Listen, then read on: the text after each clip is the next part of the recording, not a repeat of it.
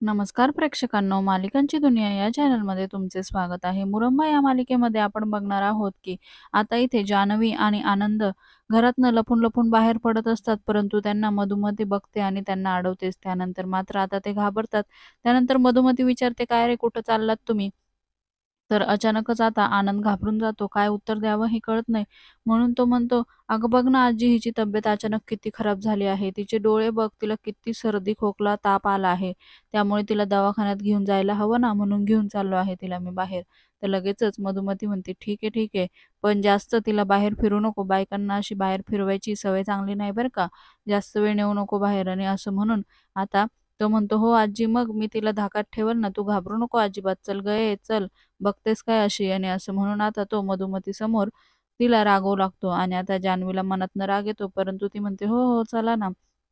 आणि तिथनं ती बाहेर पडते. बाहेर पडल्यावर मात्र आता कारच्या आत जाताना अचानकच थांबते आणि तिथे तिला माही आणि नैना दिसू लागतात. तेव्हा ती त्यांना अडवते आणि त्यावर आता नैना घाबरते आणि माहीच्या डोक्यावर पटकन पदर देते. तेवढ्यात तिथे ते दोघंही पोहोचतात. "काय गं, ही कोण आहे?" तेव्हा नैना सांगू लागते, "अहो, ती कामवाली आहे. ते मी सीमा आंटींना तिला भेटवलं, पण त्या म्हटल्या की ही इतकी बारीक आहे, ही काय काम वगैरे करणार?" तर तेव्हा आता लगेचच जान्हवीचं लक्ष तिच्या पायातल्या शूजकडे जातं आणि तेव्हा ती म्हणते, "एवढी ब्रँडेड शूज घालते?" तेव्हा आता नैना सांगू लागते, "ती आधीच्या घरात होती ना, ते खूप मोठं घर होतं. खूप श्रीमंत लोक होते. त्यांनी हिला गिफ्ट केलेलं आहे." तर तेव्हा जान्हवीला विश्वास बसतो.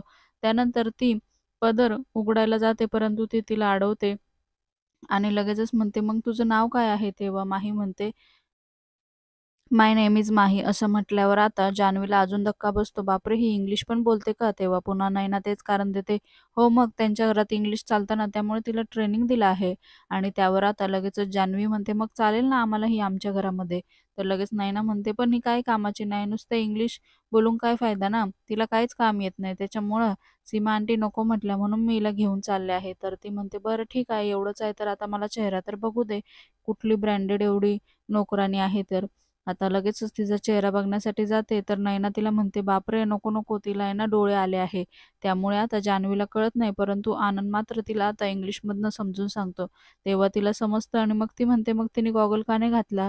तर लगेच नैना म्हणते, "अहो मूर्खच आहे ती. तिला कळत नाही ना, तिने गॉगलच नाही आणला. म्हणून ना कोणाला इन्फेक्शन होऊ नये ना म्हणून मी डोक्यावर पदर घेऊन तिला घेऊन चालले आहे."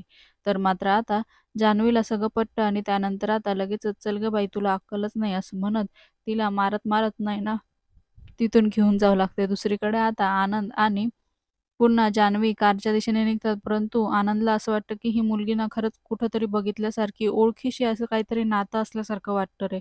तर तेव्हा ती म्हणू लागते, "अरे, एखाद्या मोलकरीणशी तुझं काय नातं असणार आहे? जाऊ दे, नको एवढा विचार करू." पण तरी पण तो पुन्हा विचार करायला लागतो. तर जान्हवी म्हणते, "चल लवकर, नाहीतर मधुमती आजी पुन्हा बाहेर येतील." आणि आता तिच्या नावाने घाबरून दोघेही पटापट गाडीत बसतात आणि तिथून बाहेर जावं लागतात. इकडे मात्र आता घरापासून थोडं दूर आल्यावर इकडे माही वैतागते, "अगं, मला फार इरिटेट होत आहे."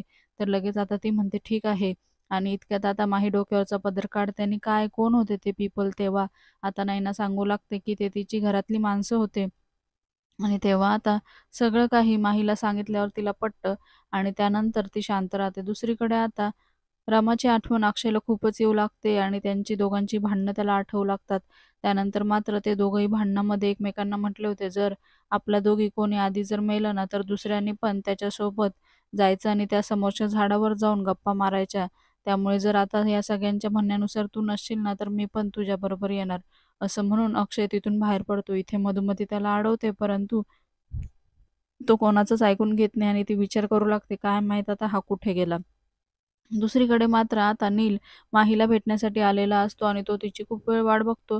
तेव्हा मात्र आता वाट बघून वैतागून चेअरवर बसतो. इकडे आता माही त्याच्या मागून येते आणि त्याच्या डोळ्यावर हात ठेवते आणि तो मुद्दामूनच वेगवेगळ्या मुलींची नावं घेतो. त्यामुळे ती चिडते आणि त्याच्या समोर येऊन बसते. तेव्हा मात्र तो तिला बघून हसू लागतो.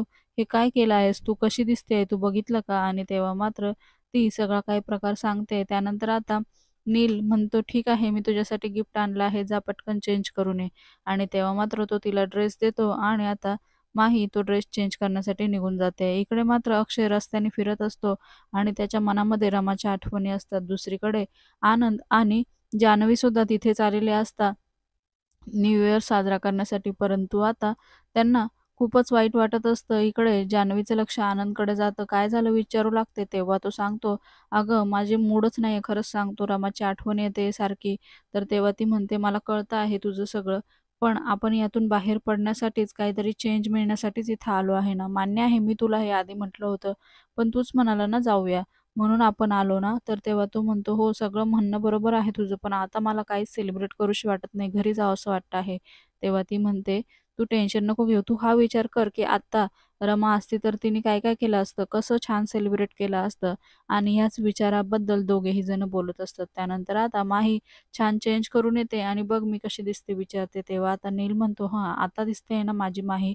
त्यानंतर मात्र आता माही त्याला केक भरवू लागते. इतक्यातच समोर पुन्हा जान्हवी आणि आनंद त्याला दिसतात आणि त्यामुळे आता माही घाबरते आणि चुकूनच केक आता खाली पाडते. त्यामुळे आता नीलचा चेहरा आणि कपडे खराब होतात. म्हणून तो वैतागतो, "मी आलो जरा" आणि असं म्हणून तो तिथून निघून जातो. समोर आनंद आणि जान्हवी तिला दिसतच असतं आणि ते तिच्या दिशेने येत असतात. त्यामुळे तिथे असलेल्या पॅकेटच्या मागे ती चेहरा लपवते. पण अचानक आता समोर आल्यामुळे ती उठून जाते आणि तिथल्या एक-एक वस्तूने चेहरा लपवण्याचा प्रयत्न करते. परंतु तिथे एक मास्क असतं. मग ते तिच्या चेहऱ्यावर घालते आणि पुन्हा तिथल्या टेबलवर येऊन बसते. त्यानंतर छोटी-छोटी मुले तिलाही येऊन हॅपी न्यू इयर विश करतात आणि आता ती सुद्धा हॅपी न्यू इयर जेव्हा बोलते, तेव्हा तिथून आनंद आणि जान्हवी जातात आणि आनंद पुन्हा थांबतो. हा आवाज ओळखीचा वाटतो आहे आणि त्यामुळे आता पुन्हा एकदा माही खूपच घाबरते. येणाऱ्या भागात आपण बघणार आहोत, की आता अक्षय खूपच दुखावलेला असतो. त्यामुळे त्याला काहीच कळत नाही, की काय करावं आणि पूर्ण रस्त्याने तो रमाची आठवणी घेऊनच चाललेला असतो. त्याला रमाचा एक-एक शब्द आठवत असतो. त्यामुळे "तू जिथे गेली आहे तिथेच मी आता येणार आहे आणि आता मला पण जगायचं नाही." अशा तो काही गोष्टी करत असतो. समोरनं मात्र जोरात वेगानेच ट्रक येत असतो आणि आता ट्रक मात्र अक्षयला उडवणारच असतो. तर तिथे माही येते आणि माही त्याला साईडला ओढते. त्यानंतर मात्र माहीच्या चेहऱ्यावर मास्क असतो, परंतु ती त्याला समजावून सांगते, की "आयुष्य हे खूप सुंदर आहे. असं वाया घालवू नका. तुम्हाला जे पाहिजे आहे ना, ते नक्की मिळेल. पण तुम्ही ते मनापासून मागा." असं मात्र ती त्याला समजावून सांगते आणि तिचं बोलणं ऐकून आता अक्षयच्या मनामध्ये पुन्हा एकदा जगण्याची भावना निर्माण होते आणि ती पुढे जाऊ लागताच समोर मात्र आता फटाके फुटतात. त्यावरनं आता लगेचच दोघेही खूप खुश होतात आणि अक्षय म्हणतो, "असं जर काही असेल ना, तर देवा मला माझी रमा परत दे. तिच्याशिवाय मी जगू शकत नाही." आणि असं म्हणून आता पुन्हा तो विश मागू लागतो आणि इकडे माहीसुद्धा खूप खुश होते. मालिकेच्या अशाच नवनवीन अपडेट्ससाठी आपल्या चॅनलला नक्की लाईक करा, शेअर करा, सबस्क्राईब करा.